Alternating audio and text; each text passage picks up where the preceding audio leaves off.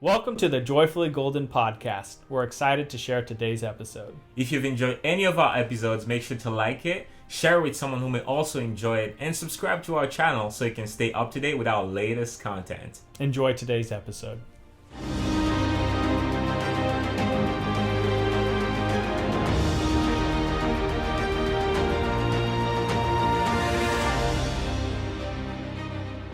Anger is a strong and powerful emotion. It can affect us in profound ways. When you are angry, how do you use this emotion? Are you able to control your anger, or does your anger end up controlling you? Anger is a normal and even healthy human emotion. It can cause someone to change their life or the lives of those around them for the better. Or, if handled incorrectly, anger can consume us and bring destruction and pain to ourselves and those around us. Today we will be discussing the importance of anger and how we can learn to use it to our advantage. Joy, in your personal experience, what happens to you when you get angry? Oh, all right off the bat. When I get angry, usually, I'm gonna go from cause to cause and effect. Usually when I'm angry, it's because something is out of my control. Either something has happened that I couldn't have control over. Because if I can control the happening, there's no need for anger. Usually anger comes out of the lack of control, and because we don't understand it yet or don't know what to do about it yet, anger is the first reaction. And that's why kids can express that even when they're 1 year old. You take something from them, they don't know what to do, but they can start screaming and crying, and we just keep doing it as we grow. So usually that's what causes it. And as far as like the kind of like what that does to me and what happens, I've gotten way better at dealing with anger over time. But I mean, it's rough. It depends. Anger is just a beast, man. Like it can put me I could just feel sad sometimes. I just want to talk to anyone just because I need to process it. And so usually like when I'm angry, I think that's the main characteristic. And my wife Alyssa, she knows it. She's just like, oh yeah, you know. Even when because I try to lie to you, when she'll be like, are you angry? And I'll say no. She's like, of course you are. Why are you lying about it? I know. Just whenever you want to talk about it, just let me know. Because usually I just close because I'm in here and I'm really at war with the emotion, and I just don't know how to beat it. And so because of that, I just get quiet, and sometimes I'm short with my answers. And like I was saying, I think I've gotten a lot better at dealing with it and handling it, but it's just a hard and difficult emotion, I think, to just deal with, specifically because it's an emotion that it's hard to it really how to express it demands you so much vulnerability to allow someone else to dive into your anger with you. And I think because of that, it's so delicate, because you try to hold on to it and try to figure it out and fight it, but it's also hard to deal with it alone. So it's just a weird feeling, but it's a very real feeling. Anyone who said never get angry, I mean, good for them. But I'm still on that journey. But like I was saying, I think I'm definitely better at just not giving up all the control, and at still being able to think through things as I'm angry. Because I know there's some people when they get angry and they just lost it and they just let the anger drive them to do whatever. And I've been there before. But I think I'm definitely in a place now in my life in which I can experience and feel anger and immediately go in a state of, okay, what are we going to do with it? Because I know that if I let the anger dictate what happens next, I'm going to regret it. I'm not going to like it. And so I go on the proactive immediately and just start figuring out what am I going to do with this anger. And from there, find out what's the best way. Either talk about it with someone or, go away on a walk and pray about it or watch a funny movie, whatever, But, I get on the front end instead of letting the anger dictate. So do you think anything good could ever come out of an experience with anger? Absolutely. Okay. I think that anger is a normal, healthy emotion that everyone experiences. The problem or the negative association with anger is when out of that emotion we lose control and hurt someone, hurt ourselves, do things that we will then later regret.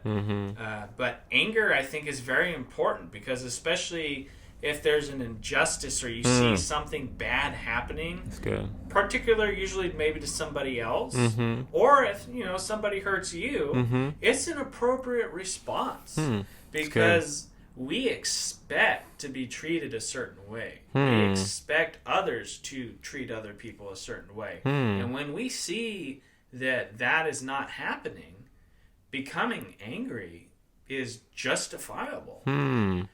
But here's the thing. You have a responsibility of how you're going to react with that emotion.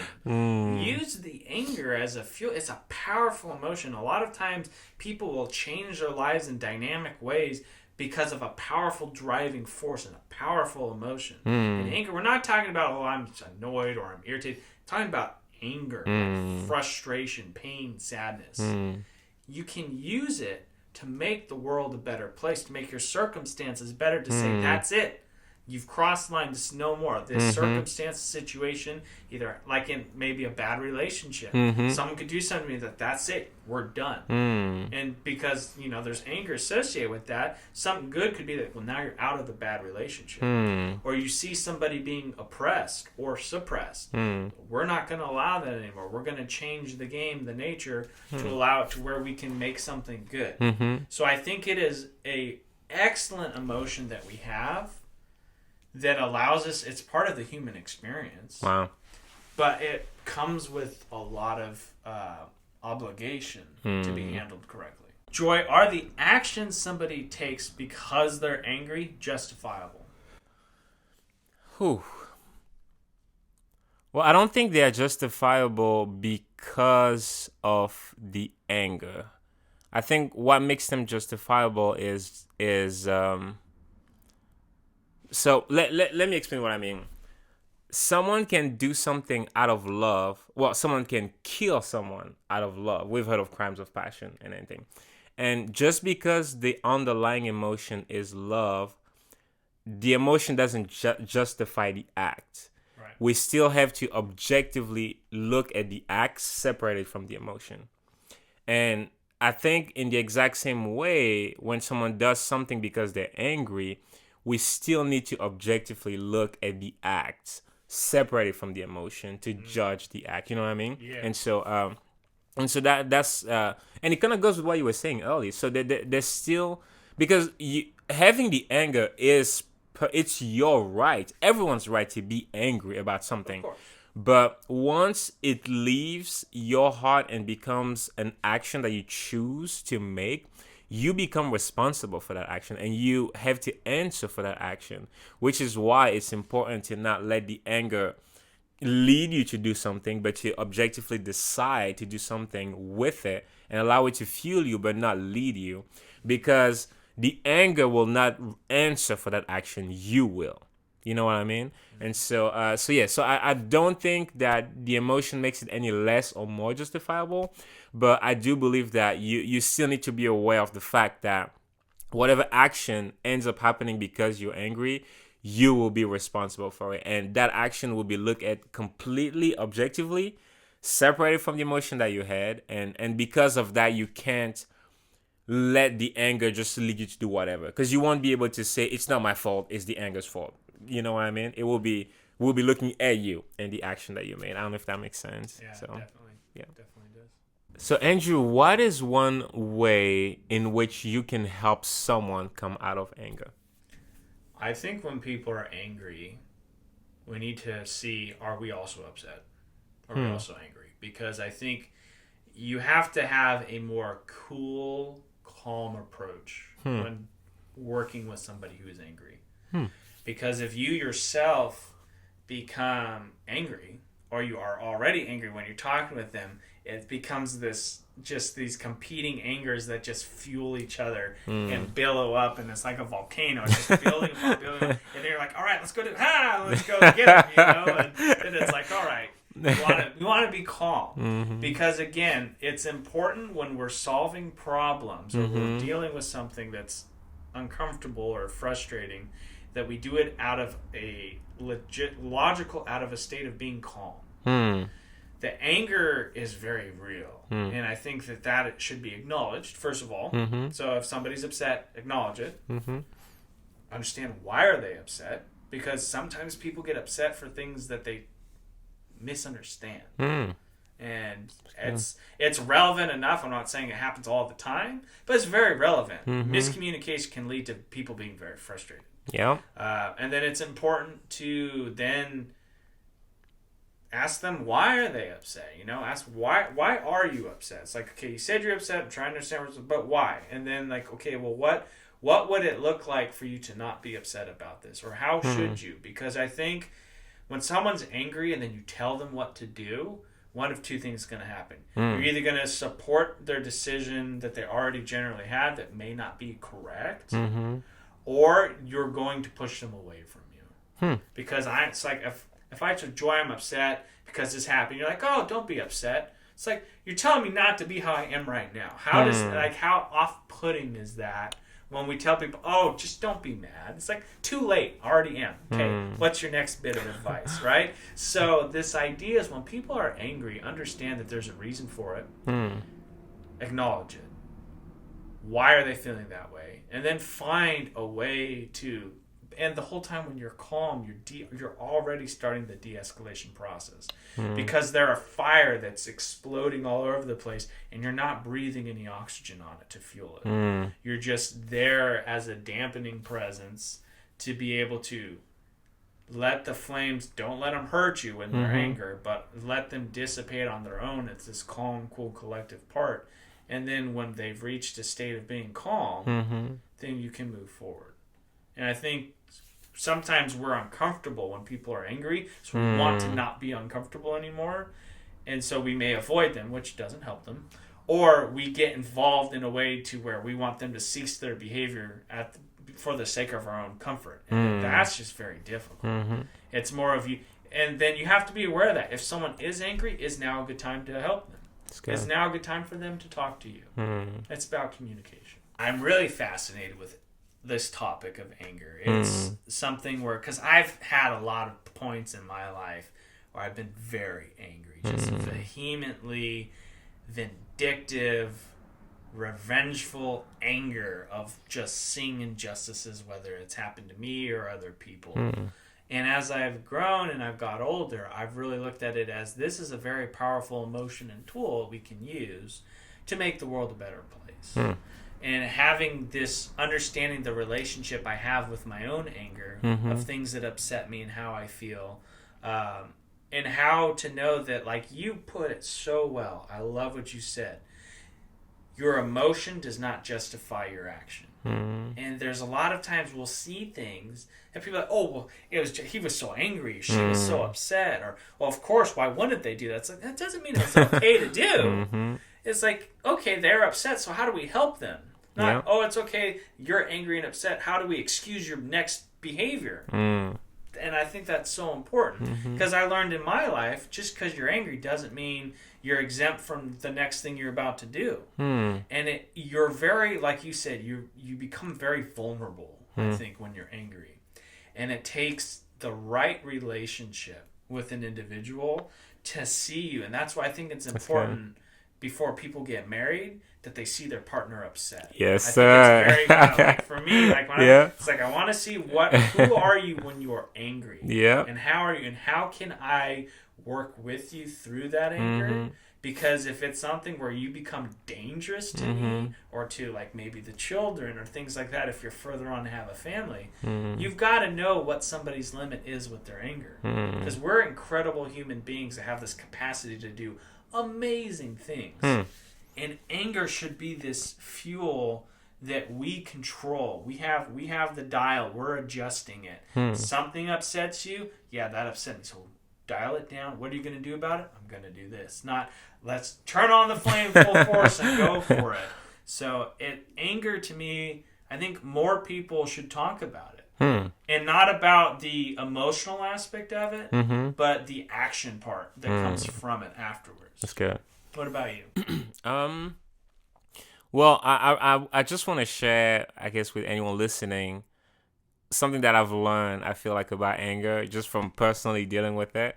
Because, again, just coming from a background in which, I mean, there was no real context in how I should deal with this, so I would just do whatever, to actually trying to become a better person over time, and which means dealing with that aspect of my life as well. One thing that I've learned is that anger, it's not like unforgiveness, or it's not like regret, or like those emotions that hurt you deeply. Anger doesn't hurt you. I feel like anger seizes you and hurts the people around you. And so because of that, I feel like I've benefited so much from gaining the control over when, as soon as I recognize that I'm angry, the first thing I do is I get alone. Because I've realized that when you're alone with your anger and ask yourself real questions, you get to the bottom of it. You really get to the bottom of it. And I think once you get to the bottom of it and you have more clarity as far as what's going on, it helps you communicate it with other people so they can actually help you. And it helps you establish a plan of action that you will be responsible for, not the anger. And I think it just gives you time to disconnect the hit of the anger, like, boom, this happened and made me angry, and when you actually do something about it. Because in that gap, I think that's when the good ideas come. Yes. But I feel like when it goes immediately from experiencing the anger to acting upon it, you usually end up hurting other people and not so much yourself. And so I feel like it's random. I don't think I've ever said that out loud until now, but that's something that I've found to be true with anger. And because of that, I don't know, I guess I'm not afraid to be angry anymore, because I feel like I've found a way to exist with anger without I feel like Hulk. I'm always angry. But I mean, not to that extent, but yeah. I feel like it really helps you develop a relationship with anger that is, I think, more reflective and more intentional. And because of that, I really feel like it helps you be more whole as a person. Because I genuinely believe that when people get really angry and immediately do things after a way that they regret and everything, I feel like in a way it's a cheap escape from actually dealing with what made you angry. Because when you go from, I'm angry and I'm going to break this and I'm going to do this because I'm angry, you're not really getting even to the bottom of why you're angry in the first place, of what triggered that. And in my experience, some of the goals and the dreams that I have for my life came from moments in which I sat with why I was angry. And I realized that because of the reason that made me angry, I needed to eventually become a specific kind of person that would deal with an issue that made me angry in the first place. And if I had let just being angry come out in whatever way, I would have maybe said things to the people that were around me that had nothing to do with me. But just because you're in a state of anger, it completely warps you. You know, your understanding of what is going on, it warps how you treat people, like the present moment in which you actually are and what is going on, because you're just not straight in here. And so because of that, long story short, I really think people should look into that, and if anything, just try it. You know, like next time you get very angry, just try it and see what happens. Just go away. To me, nature always helps. Nature's the best. So I just drive away and go, I don't know, watch a sunrise or something, or go you know, just out on a hike and just think through it, and don't try to hide anything. Be honest with yourself. I am so angry right now, but why am I angry? Like, what is going on? And you're slowly gonna start realizing that it's okay. And you're slowly gonna start realizing you have control, and it puts you in a position in which you realize that emotion is not more powerful than you. It's still your emotion. You can do something with them, you know. So that's just one tip, something that I've learned, I guess, from my experience with anger. Hopefully it helps someone else out there too. So I think it will. That's awesome. Thanks, man. I have to make a confession. I don't always know how to deal with anger. In fact, to be fully honest, anger confuses me. I mean, how can the same emotion lead a person to commit a crime, yet motivate someone else to solve a problem? How can an angry person say or do something they regret for the rest of their lives, while another, fueled by the exact same anger, fights to end the injustice that triggered the anger in the first place? Is it possible that anger is so difficult to deal with because it isn't good or bad, it just is? What if, just like money, anger is a good servant but a terrible master? What if anger helps us pay attention to the things we otherwise would ignore, but leaves us the freedom to choose what to do about it? Don't get me wrong, we all get angry and frustrated for unnecessary and sometimes stupid reasons. I'm sure we've all had a road rage episode or a broken Wi-Fi episode, and we felt like it was the end of the world. But what I'm referring to here are things that make you angry at the essence of your being, to the point that not only you know something has to change, but you feel the pull to act on it and help bring that change. Maybe we all need to start monitoring our anger a little closely, observing the things that trigger us and think about the reason why. Maybe we're gonna realize that the anger we experience in our inner being is us knowing that we were born to be a part of the solution to that problem. And perhaps once the anger has been acknowledged and the decision to act taken, we'll find ourselves helping to eradicate another disease, problem, or injustice from the face of this earth.